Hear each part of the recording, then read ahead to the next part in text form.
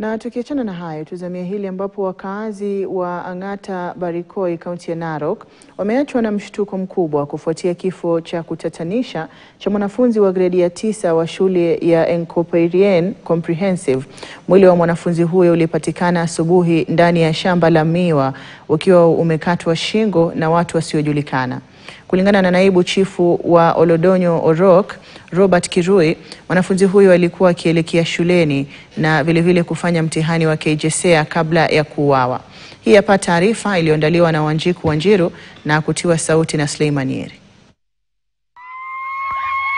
Tukio hilo lililotokea mapema Jumatano liliwaacha wakazi wa Ang'ata Barikoi waliofika eneo la tukio wakiwa wameshtuka na majonzi makubwa kufuatia mauaji ya kutatanisha mwanafunzi wa gredi ya 9 Cynthia Chepkirui.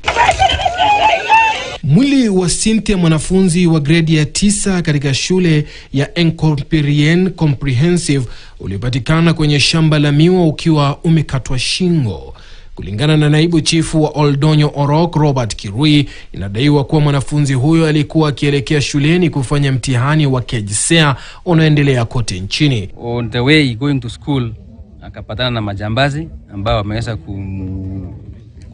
kumnajisi na kumuua kwa maisha yake. So nikiwa kama naibu chifu wa hiyo, ningependa kuomba wakazi wote waweze kushirikiana na serikali kutafuta hawa wajangili waweze kutiwa nguvuni. Wakazi wa eneo hilo wametoa wito kwa serikali kuu kufanya uchunguzi wa haraka ili kubaini chanzo na wahusika wa tukio hilo. Wanasema mauaji ya aina hii yamekuwa yakiongezeka na kuwatia hofu wazazi na wanafunzi. So tunataka wenye miwa tafadhali, hiyo kampuni tafadhali, mtuchunguzia watu wenu ambao mmeajiri, mnajua watu wanatoka wapi, wenye wanakata miwa ni wapi. Waende laini, kama kuna mtu mmoja ambaye amepotea ni huyo. Wachunguze leo, wenye wanasimamia watu ambao wanakata miwa ni akina nani. So wachunguzwe, la sivyo sisi wenyewe kama wananchi tutachunguza na tutapata.